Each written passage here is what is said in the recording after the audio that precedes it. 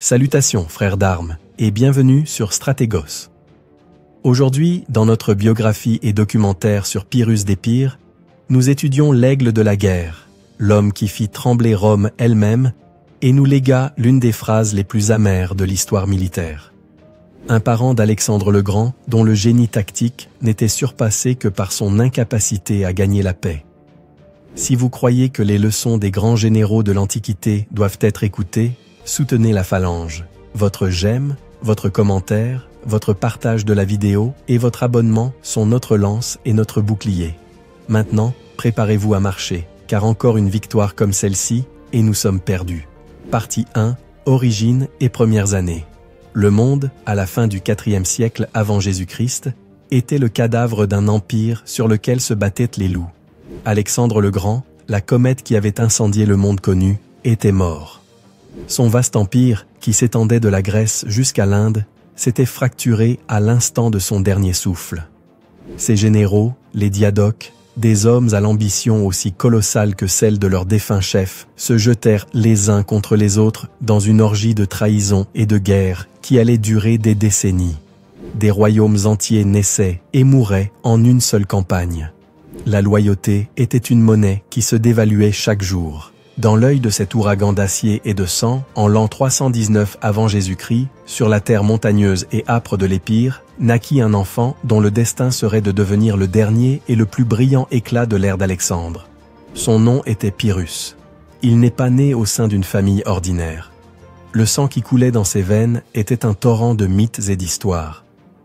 Du côté de son père, le roi Éacide d'Épire, il descendait des rois molosses, qui eux-mêmes revendiquaient être les descendants directs d'Achille en personne, le héros invincible de l'Iliade.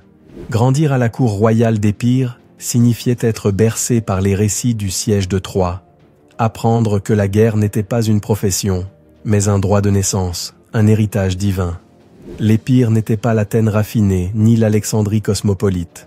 C'était une terre dure, de bergers et de guerriers, un royaume considéré comme semi-barbare par les Grecs les plus altiers, mais dont l'infanterie et la cavalerie étaient craintes dans tout le monde hellénistique. Mais sa lignée avait une connexion bien plus immédiate et dangereuse. Sa famille était intimement liée à la maison royale de Macédoine. La grand-mère de Pyrrhus était la sœur de la redoutable Olympias, la mère d'Alexandre le Grand. Cela faisait de Pyrrhus un cousin issu de Germain du conquérant du monde. Ce n'était pas une simple curiosité généalogique. C'était une déclaration politique, une source de légitimité et une cible peinte dans son dos dès l'instant de sa naissance.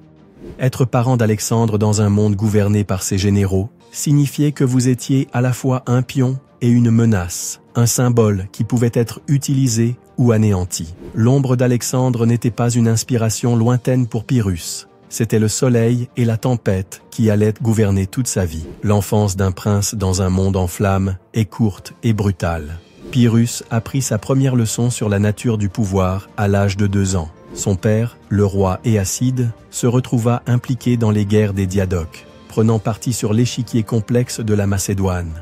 En l'an 317 avant Jésus-Christ, il intervint en Macédoine pour soutenir sa parente Olympias, mais sa campagne échoua. Pendant son absence, l'un des grands loups, le général Cassandre, fomenta une rébellion dans son propre royaume. Le peuple d'Épire, fatigué des guerres interminables de son roi, se souleva contre lui. Éacide fut déposé, et la fureur de la foule se tourna contre sa famille. La sentence pour un prince déchu et son héritier était presque toujours la même, la mort. Ce qui suivit fut une fuite désespérée. Une poignée de serviteurs loyaux prirent le petit Pyrrhus, âgé d'à peine 2 ans, et l'emmenèrent au milieu de la nuit, entamant une poursuite à travers les montagnes escarpées de l'Épire, avec les soldats des usurpateurs à leurs trousses. Ce fut son baptême dans le monde réel, le passage de l'opulence d'un palais à la précarité d'un fugitif. Sa vie ne tenait qu'à un fil, dépendant de la loyauté et de la résistance de quelques hommes. Finalement, épuisés et acculés, ils atteignirent la frontière du royaume des Tolanciens, une tribu illyrienne, et supplièrent l'asile à leur roi, Glaucias. Glaucias se trouva face à un dilemme mortel. Livrer l'enfant à Cassandre, désormais l'homme le plus puissant de Grèce, lui attirerait sa faveur. Le protéger signifiait risquer une guerre contre un ennemi formidable. La légende raconte que, tandis qu'il délibérait, le petit Pyrrhus rampa sur le sol, s'agrippa aux tuniques du roi et le regarda dans les yeux.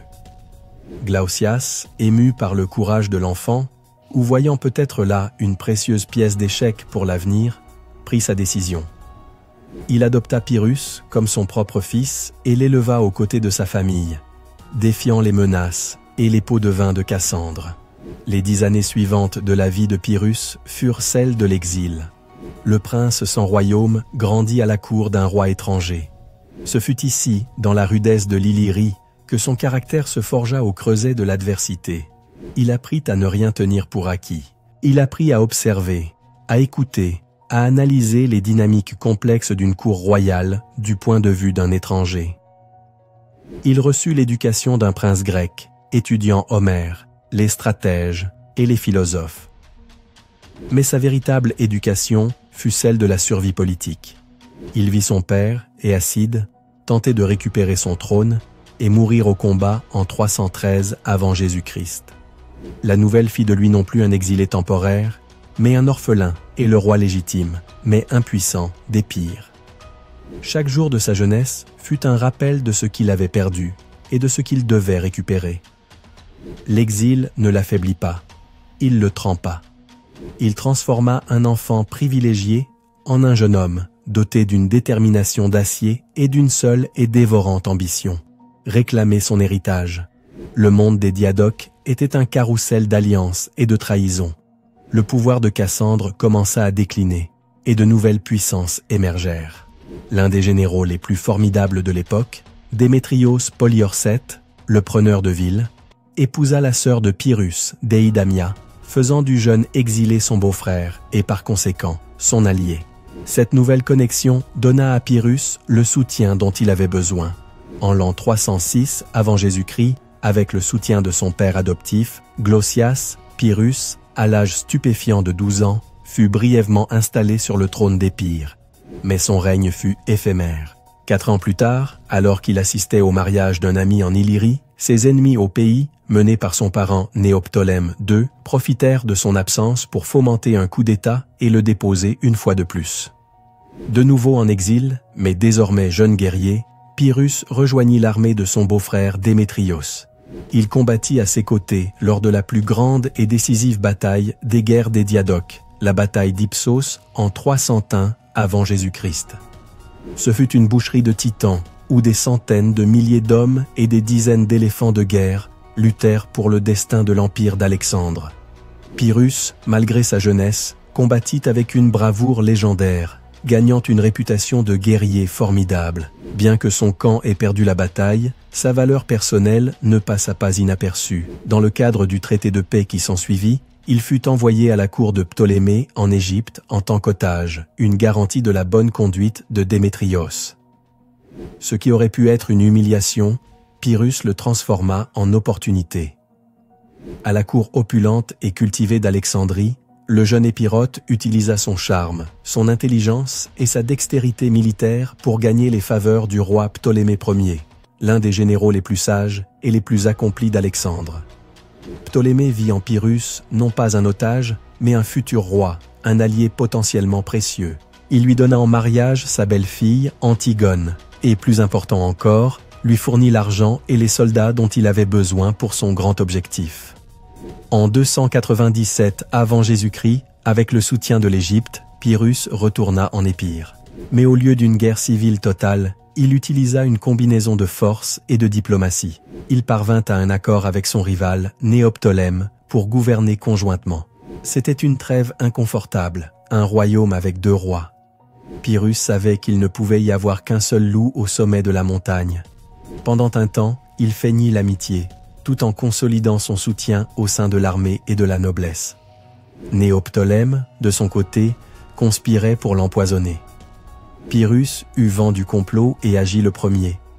Lors d'un banquet, dans un acte d'une audace brutale, Pyrrhus assassina Néoptolème de ses propres mains ou, selon d'autres sources, le fit exécuter publiquement. À l'âge de 22 ans, Pyrrhus était enfin le seul et incontesté roi d'Épire. L'enfant qui avait fui pour sauver sa vie, le jeune homme qui avait vécu en exil, l'otage qui avait combattu dans les plus grandes batailles de son temps, avait reconquis son trône. Mais le trône d'Épire était trop petit pour un homme dont l'âme avait été forgée à l'ombre d'Alexandre. Il avait appris les leçons du monde des Diadoques, que le pouvoir ne s'hérite pas, il se conquiert, que la clémence est souvent un luxe fatal, et que l'ambition est la seule vertu qui garantisse la survie. Le royaume d'Épire ne serait pas son foyer, il serait sa base d'opération. C'était le nid de l'aigle, et l'aigle, désormais doté de tout son plumage, était prêt à s'envoler et à chercher des proies bien plus grandes. La scène de la Grèce et de la Macédoine était sur le point de sentir ses serres. Partie 2. Les premières guerres et son expansion en Italie. L'assassinat de Néoptolème ne fut pas un acte de fureur, ce fut une déclaration de principe. Ce fut la remise de diplôme de Pyrrhus de la brutale école des Diadoques. Il avait appris la leçon fondamentale de son temps, le pouvoir ne se partage pas. À 22 ans, il était le maître absolu de l'Épire, mais être le roi d'une terre de bergers et de montagnes n'était pas suffisant pour un homme qui se considérait comme l'héritier spirituel d'Alexandre le Grand. Le trône d'Épire n'était pas une fin en soi, c'était un tremplin. Et avant de sauter, il devait s'assurer que le tremplin fût d'acier. Il consacra les années suivantes à transformer son royaume. L'Épire, considéré par les Grecs raffinés du Sud comme un havre de semi-barbares, devint sous son commandement un formidable état militaire. Pyrrhus était un organisateur né, un roi qui préférait le camp militaire à la salle du trône. Il recruta et entraîna ses sujets, transformant les robustes montagnards épirotes en noyaux d'une phalange qui aspirait à imiter l'invincible machine de guerre macédonienne. Il fortifia ses villes, construisit des routes et centralisa le pouvoir, soumettant les tribus locales qui défièrent son autorité. Il ne se contentait pas de gouverner, il forgeait une arme. Mais l'Épire était trop petite pour contenir son ambition. Son regard se tourna, inévitablement, vers le prix le plus grand et le plus chaotique de la région, le trône de Macédoine, la terre d'Alexandre. L'échiquier grec était toujours en flammes, les successeurs se disputant les morceaux de l'Empire. Son ancien beau-frère et allié, Démétrios Poliorcète, était désormais roi de Macédoine, mais son gouvernement était impopulaire et son royaume instable. Pyrrhus, l'aigle, vit en son ancien bienfaiteur une proie affaiblie. Utilisant des querelles frontalières comme prétexte, il envahit les territoires de Démétrios en Thessalie, et là, il démontra pour la première fois son génie militaire sur la scène mondiale. Il n'était pas seulement un guerrier courageux, c'était un stratège rusé et un chef charismatique. Ses propres troupes l'adoraient. On disait qu'il ressemblait à Alexandre non seulement par son ambition, mais aussi par son apparence et sa manière de traiter ses soldats. Il mangeait avec eux, connaissait leurs noms et combattait en première ligne, gagnant ainsi une loyauté fanatique. Et même ses ennemis l'admiraient. Les soldats macédoniens, qui méprisaient l'ostentatoire Démétrios, voyaient en Pyrrhus le type de roi-soldat que leur propre tradition vénérait. Lors d'une brillante campagne, Pyrrhus, en alliance avec un autre diadoque, Lysimaque de Thrace, expulsa Démétrios de Macédoine en 288 avant Jésus-Christ. Pendant une brève et glorieuse période, le roi d'Épire fut également proclamé roi de Macédoine. Il avait atteint le sommet. Il s'assit sur le trône de Philippe II et d'Alexandre le Grand. Mais le carrousel des diadoques ne s'arrêtait jamais. Lysimaque, son allié, devint bientôt son rival, et Pyrrhus, surpassé en puissance, fut chassé de Macédoine à peine quelques mois plus tard. Ce fut une leçon amère mais précieuse. Dans le monde hellénistique, la gloire était aussi éphémère qu'une alliance. Pour bâtir un héritage durable, il lui fallait une nouvelle scène, un lieu où son nom ne serait pas juste un parmi tant d'autres successeurs d'Alexandre. Il lui fallait sa propre Perse, et l'appel pour cette conquête vint de l'autre côté de la mer. De l'autre côté de l'Adriatique, dans la péninsule italique, une nouvelle puissance, un loup jeune et affamé, était en pleine ascension. Ce n'était pas un royaume gouverné par un général charismatique, mais une république de citoyens soldats, une cité-État nommée Rome. Pendant des décennies, Rome s'était étendue méthodiquement, soumettant ses voisins latins, étrusques et samnites. Désormais, son regard se tournait vers le sud, vers la région riche et cultivée, connue sous le nom de Grande Grèce, la ceinture de prospères cités-États grecques qui parsemaient la côte du sud de l'Italie. Ces cités, comme Tarente, était immensément riche, mais était devenue molle et décadente. Elle préférait engager des mercenaires plutôt que de livrer leur propre bataille. Et elle voyait l'avancée de la Rome disciplinée et martiale avec une terreur croissante. En 282 avant Jésus-Christ, l'arrogance de Tarente alluma la mèche. Ils attaquèrent une petite flotte romaine qui était entrée dans leur golfe, un acte d'agression que Rome ne pouvait ignorer. La guerre était inévitable, et les Tarentins, terrorisés à l'idée d'affronter les légions romaines, firent ce que les Grecs faisaient toujours en cas de problème. Ils cherchèrent un champion à l'étranger. Leur appel à l'aide traversa l'Adriatique et parvint aux oreilles de Pyrrhus. Pour lui, ce fut comme si le destin frappait à sa porte. L'Italie, un nouveau monde à conquérir. Il se voyait comme un nouvel Achille, venant défendre les Grecs contre une nouvelle Troie barbare. Mais son ambition allait bien au-delà.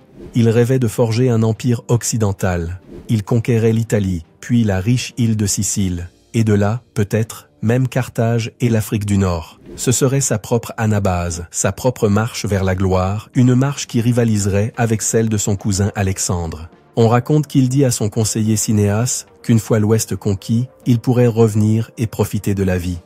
Ce à quoi Cinéas sagement demanda « Et qu'est-ce qui nous empêche d'en profiter maintenant ?» Mais Pyrrhus était sourd à cette logique. Le jeu de la conquête était sa seule raison d'être. En 280 avant Jésus-Christ, Pyrrhus débarqua en Italie. Il amena avec lui le cœur de son armée épirote, 20 000 fantassins de la phalange, 3 000 cavaliers thessaliens, considérés comme les meilleurs du monde, et son arme secrète, celle qui, espérait-il, terroriserait les Romains, 20 éléphants de guerre. Les Tarentins, qui attendaient un général mercenaire pour combattre à leur place, se retrouvèrent face à un maître. Pyrrhus prit le contrôle de la ville d'une main de fer, ferma les théâtres, imposa l'entraînement militaire obligatoire et fit comprendre que lui, et lui seul, était aux commandes. Le premier grand affrontement entre la phalange macédonienne et la légion romaine eut lieu cette même année, près de la ville d'Héraclée. Ce fut une collision entre deux mondes, entre deux philosophies de la guerre. D'un côté, l'armée de Pyrrhus, une machinerie professionnelle hellénistique, avec la phalange comme centre immuable, un hérisson de lance de 5 mètres de long, presque impénétrable de front. De l'autre, la légion romaine, une armée de citoyens plus flexible, organisée en manipules qui lui permettaient de mieux s'adapter au terrain. La bataille fut une boucherie. Le consul romain, Publius Valerius Laevinus, lança ses légions contre la phalange de Pyrrhus encore et encore. Les Romains, avec leurs épées courtes, luttaient avec une férocité suicidaire, tentant de se frayer un chemin à travers le mur de Saris. La ligne de Pyrrhus plia, mais ne rompit pas. Pyrrhus lui-même, reconnaissable à sa magnifique armure, combattit au cœur de la bataille, tuant, inspirant ses hommes et échappant de justesse à la mort lorsqu'un soldat romain tua son cheval. Le combat fut sur le fil du rasoir pendant des heures.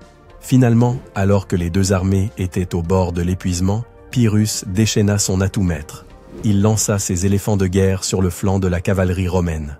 Les Romains n'avaient jamais vu ces créatures. Pour eux, c'étaient des monstres sortis d'un cauchemar. Les chevaux, terrorisés par l'odeur et le barrissement des bêtes, prirent la fuite, semant le chaos dans les rangs romains eux-mêmes.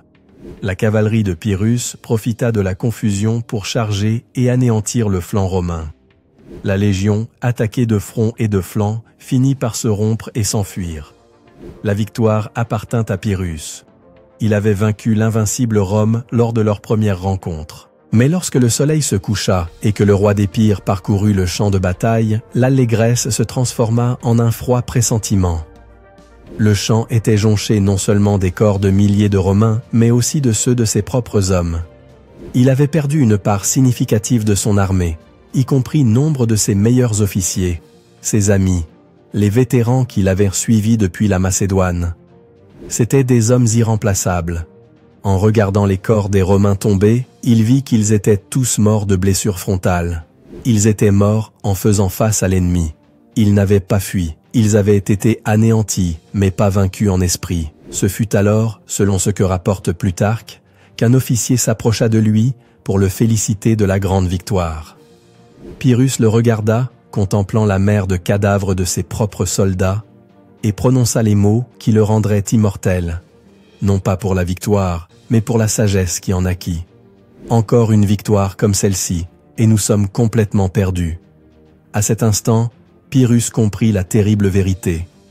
Il avait gagné la bataille, mais il avait entrevu comment il perdrait la guerre. Rome était une hydre.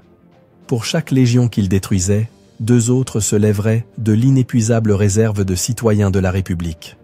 Lui, en revanche, était à des milliers de kilomètres de son foyer, et chaque vétéran qui tombait était une blessure mortelle pour son armée. Il avait gagné, oui. Il s'était assuré le contrôle temporaire du sud de l'Italie. Mais le coup avait été si effroyable, si insoutenable, que la victoire ressemblait à une défaite. Le concept de la victoire à la Pyrrhus était né. Une victoire qui vous laisse si affaibli qu'elle vous rapproche d'un pas de la ruine finale. L'aigle de la guerre avait vaincu le loup romain, mais il avait senti ses crocs, et il savait que la chasse ne faisait que commencer. La victoire d'Héraclée fut un coup de tonnerre qui résonna dans toute l'Italie. Le loup romain invincible avait été humilié. Les tribus du sud, les Samnites et les Lucaniens, qui avaient été écrasés par Rome lors de guerres antérieures, virent une opportunité de vengeance et se rallièrent à la cause de Pyrrhus. Avec son armée renforcée, le roi d'Épire marcha vers le nord, arrivant à quelques milles de Rome elle-même. Mais l'hydre, comme il l'avait prévu, n'était pas morte. La ville ne céda pas à la panique. Le Sénat refusa de négocier tant qu'une armée étrangère se trouverait sur le sol italique, et de nouvelles légions, recrutées avec une efficacité implacable, se formaient pour bloquer son avancée. Pyrrhus, réalisant qu'un siège de Rome était impossible avec les forces dont il disposait, se retira dans ses quartiers d'hiver. La première campagne s'était achevée sur un match nul sanglant. L'année suivante, en 279 avant Jésus-Christ, les 2 titans s'affrontèrent à nouveau. Le théâtre des opérations fut la plaine d'Asculum. Les Romains, ayant appris la leçon d'Héraclée, arrivèrent mieux préparés. Ils avaient développé des tactiques pour contrer la phalange et les éléphants. Ils avaient construit des chars spéciaux équipés de longues piques et de brasiers ardents conçus pour effrayer les bêtes. La bataille qui s'ensuivit fut encore plus brutale et désespérée que la précédente. Pendant 2 jours, les 2 armées se massacrèrent mutuellement sous le soleil brûlant des Pouilles.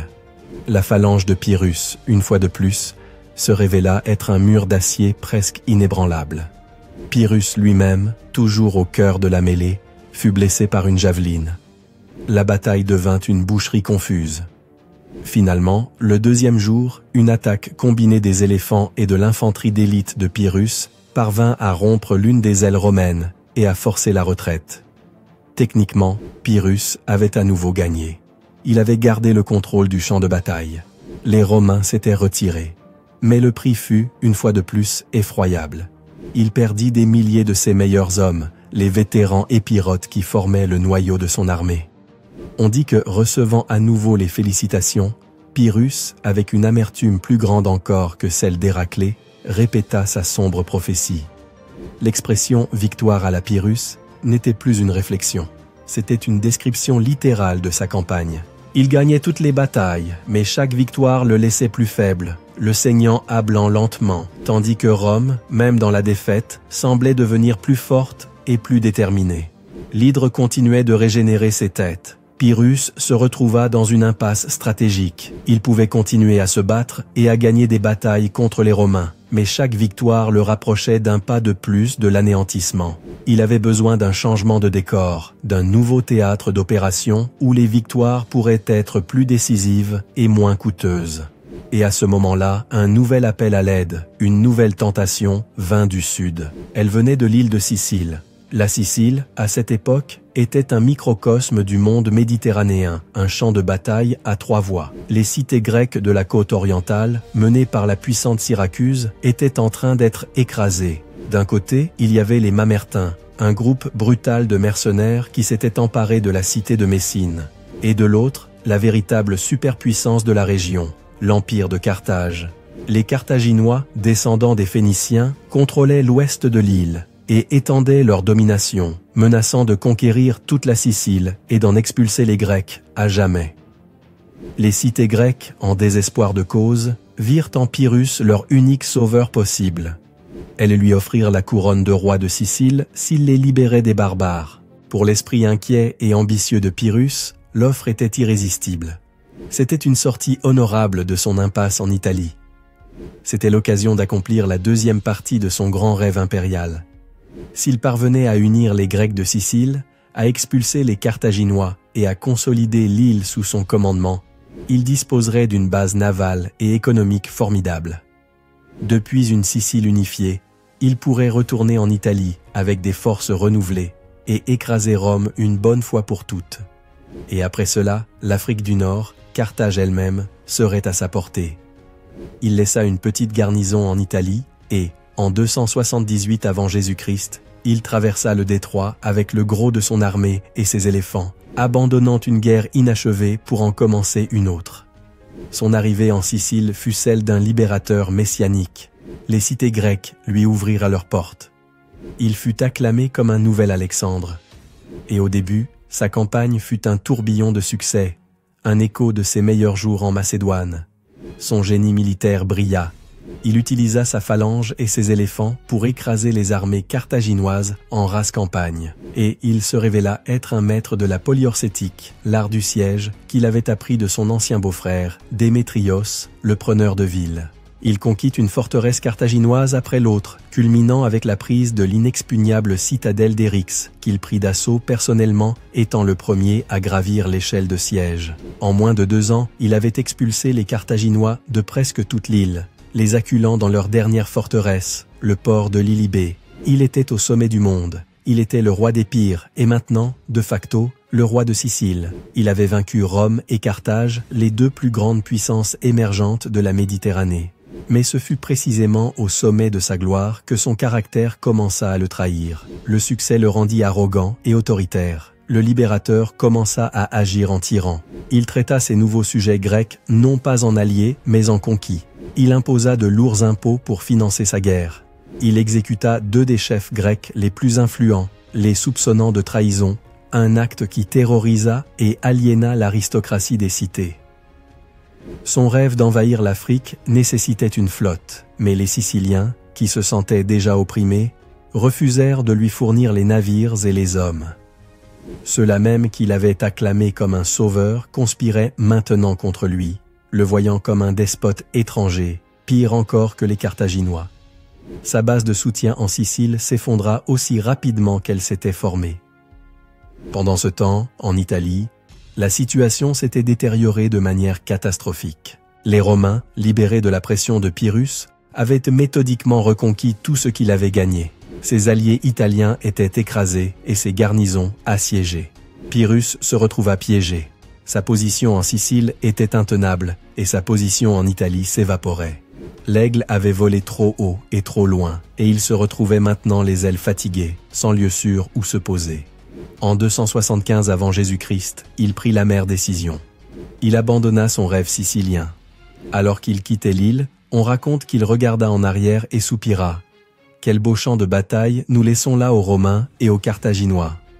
Ce fut une prophétie incroyablement précise. Les guerres puniques, les luttes titanesques entre Rome et Carthage pour le contrôle de la Sicile et de la Méditerranée allait éclater à peine une décennie plus tard. Il retourna en Italie, non pas en conquérant, mais en homme fuyant un échec pour en affronter un autre. Son armée était diminuée, non seulement par les batailles, mais aussi par l'usure d'années de campagne en terres étrangères. Ses coffres étaient vides. Le moral de ses hommes, qui l'avaient suivi à travers déserts et montagnes, était au plus bas, et les Romains l'attendaient. L'affrontement final eut lieu en 275 avant Jésus-Christ, près d'une ville appelée Maleventum.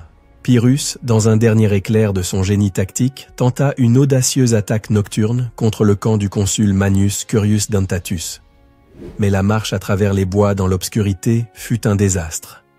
Ses troupes se perdirent, les torches s'éteignirent et ils arrivèrent à l'aube, épuisés et désorganisés. L'attaque surprise échoua. Dans la bataille qui s'ensuivit, les Romains démontrèrent, une fois de plus, leur incroyable capacité d'adaptation. Cette fois, ils savaient comment affronter les éléphants. Ils ne s'enfuirent pas. À la place, ils lancèrent une pluie de javelines sur les bêtes. L'un des jeunes éléphants, blessé, prit panique et courut vers ses propres lignes. entraînant sa mère avec lui. La panique se propagea. Les éléphants, qui avaient été son arme décisive à Héraclée, devinrent sa plus grande faiblesse, ouvrant des brèches dans sa propre phalange, tandis qu'il fuyait de manière incontrôlée. La légion romaine s'engouffra dans ces brèches et anéantit l'armée de Pyrrhus. Pour la première fois, le grand roi d'Épire n'avait pas remporté une victoire à la Pyrrhus. Il avait subi une défaite claire et sans équivoque. La victoire romaine fut si décisive que la ville fut rebaptisée Beneventum, le bon événement. La guerre en Italie était terminée. Pyrrhus, l'homme qui était arrivé tel un nouvel Achille pour sauver la Grande Grèce, le conquérant qui rêvait d'un empire occidental, se retira de la péninsule avec les restes de son armée. Il avait passé 6 ans à combattre les Romains et les Carthaginois. Il avait gagné presque toutes les batailles, mais il avait perdu la guerre. Il partit sans avoir gagné un seul arpent de terre de façon permanente. Il laissa ses alliés grecs d'Italie à la merci d'une Rome plus forte et plus sûre d'elle que jamais. Et il retourna en Épire, non pas en conquérant, but en aventurier dont le grand pari avait échoué. L'aigle de la guerre retournait à son nid, mais ses ailes étaient brisées. Partie 4. Le retour en Épire. En l'an 275 avant Jésus-Christ, la mer Ionienne vit le retour d'une flotte qui n'était pas celle d'un conquérant, mais celle d'un survivant. Pyrrhus quitta l'Italie, laissant derrière lui un cimetière de ses ambitions. 6 ans de guerre incessante, de victoires qui avaient un goût de cendre, et d'une défaite finale, qui ne laissait aucune place au doute. Il partit sans un arpent de terre, sans un allié durable, et avec les restes d'une armée qui avait été la fine fleur du monde hellénistique. Non seulement il avait échoué dans son rêve d'un empire occidental, il avait agi comme le catalyseur involontaire qui réveilla Rome, qui l'unit contre lui, et qui en fin de compte lui apprit à combattre et à gagner contre les meilleurs. Tandis qu'il retraversait la mer pour rentrer en Épire, il n'était pas seulement un roi rentrant chez lui. C'était un homme hanté par le fantôme de ce qui aurait pu être. Son retour en Épire fut un bain de réalité froide et provinciale. Le royaume qu'il avait quitté tel un tremplin vers la gloire lui semblait à présent une cage. Les récits de ses exploits en Italie avaient fait de lui le général le plus célèbre du monde. Mais la renommée ne payait pas les soldats ni ne remplissait les coffres de l'État. Il avait vidé son royaume de ses meilleurs hommes et de son trésor pour financer une aventure qui s'était soldée par un échec. L'homme qui avait fait trembler Rome et Carthage devait maintenant se préoccuper des querelles des tribus montagnardes et des intrigues d'une noblesse qui le regardait avec méfiance.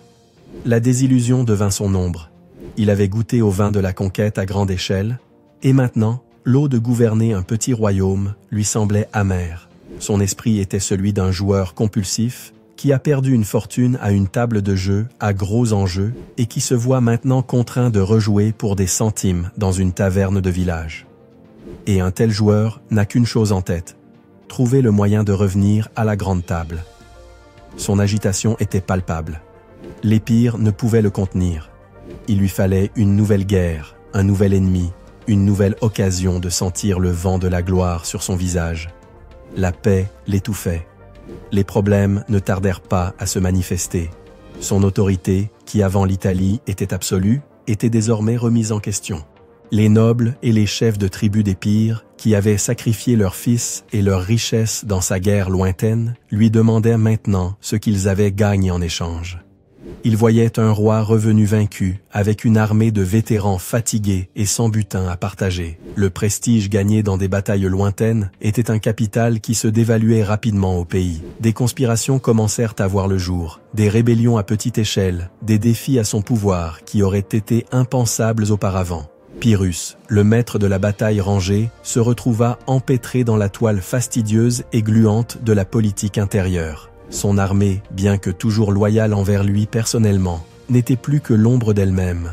Les vétérans qui avaient survécu à l'Italie et à la Sicile étaient épuisés, physiquement et spirituellement. Ils s'étaient battus sur 2 continents, avaient vu leurs amis mourir et ne voulaient plus que retourner à leur ferme. Et les coffres du royaume étaient vides. Pour entretenir son armée et réaffirmer son pouvoir, Pyrrhus avait désespérément besoin d'une chose, de l'argent.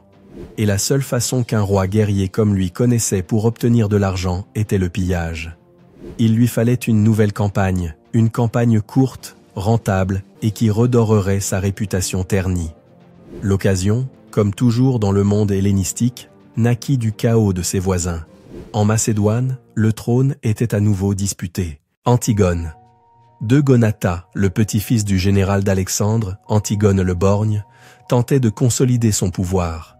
Mais son royaume était affaibli par des années de guerre et par la récente et dévastatrice invasion des Galates, une horde de guerriers celtes qui avait ravagé la Grèce.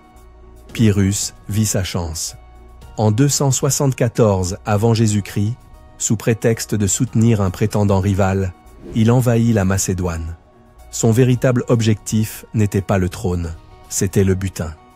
Avec les quelques vétérans qui lui restaient et un contingent de mercenaires galates, ironiquement, ceux-là même qui avaient dévasté le pays, Pyrrhus affronta l'armée d'Antigone. Et une fois de plus, sur le champ de bataille, son génie brilla. Lors de la bataille du défilé de Laos, la phalange macédonienne d'Antigone, confiante en sa supériorité, fut anéantie par une combinaison d'attaques de flanc et par la férocité des Épirotes. La victoire fut si écrasante que l'armée macédonienne elle-même, démoralisée et pleine d'admiration pour la bravoure de Pyrrhus, déserta en masse et le proclama, pour la deuxième fois de sa vie, roi de Macédoine. Il semblait que l'aigle volait à nouveau. Parti de rien, il avait conquis le royaume le plus prestigieux de Grèce. Mais ce fut un mirage. Sa victoire reposait sur la popularité et sur une armée de mercenaires versatiles. Et il commit une erreur fatale qui entacha sa réputation. Il laissa ses mercenaires galates en garnison dans l'ancienne capitale macédonienne, Aïgaï. Ceux-ci, dans leur avidité, pillèrent les tombes royales des rois de Macédoine, y compris peut-être la tombe de Philippe II, le père d'Alexandre. Pour les Macédoniens, ce fut un sacrilège impardonnable. Le libérateur s'était mué en profanateur. Sa popularité en Macédoine s'évapora. Malgré ce revers, Pyrrhus était de retour au centre du jeu grec. Et c'est alors qu'il reçut un nouvel appel, une nouvelle tentation qui allait le détourner de la tâche de consolider la Macédoine et le conduire à sa perte. L'appel vint du Péloponnèse. Un noble spartiate nommé Cléonyme, qui avait été dépouillé de son droit au trône, lui demanda de l'aide pour prendre la cité la plus légendaire de Grèce, Sparte. Pour Pyrrhus, l'idée était irrésistible. Capturer la mythique Sparte, une cité que même Philippe ou Alexandre n'avaient osé attaquer, serait un exploit qui résonnerait pour l'éternité. Ce serait le joyau de la couronne de sa carrière. En 272 avant Jésus-Christ, abandonnant une Macédoine à moitié conquise, il marcha vers le sud avec une grande armée, entraînant son fils avec lui. Sa popularité en Grèce, cependant, était déjà sur le déclin. Les cités-états grecs, qu'il avait autrefois considérés comme un possible champion, voyaient maintenant en lui ce qu'il était. Un aventurier imprévisible, un roi mercenaire qui amenait la guerre et l'instabilité partout où il allait pour sa propre gloire. Il arriva devant les murailles de Sparte, confiant dans une victoire facile. La cité était presque sans défense. Son roi, Aréus, et le gros de son armée combattaient en Crète. Mais il sous-estima l'esprit des Spartiates. La cité qui n'avait jamais eu besoin de murailles, car ses hommes étaient ses murailles, fut cette fois défendue par ses vieillards, ses jeunes gens et, surtout, par ses femmes, qui travaillèrent toute la nuit à creuser des tranchées et à ériger des barricades. L'assaut de Pyrrhus fut repoussé avec une férocité qui le laissa stupéfait. La légende de Sparte se révélait réelle. Tandis qu'il hésitait, le roi Aréus revint avec ses troupes, et des renforts d'autres cités grecques, qui craignaient Pyrrhus plus que les Spartiates, commencèrent à arriver. L'occasion était manquée. Frustré et humilié, Pyrrhus leva le siège, mais le joueur compulsif ne pouvait accepter une défaite. Immédiatement, il chercha une nouvelle table où parier. L'occasion se présenta dans la cité d'Argos, où une lutte de factions menaçait de déclencher une guerre civile. L'un des camps invita Pyrrhus à intervenir. C'était un piège, une invitation dans un guêpier. Mais Pyrrhus, incapable de résister à l'appel de l'action, marcha sur Argos.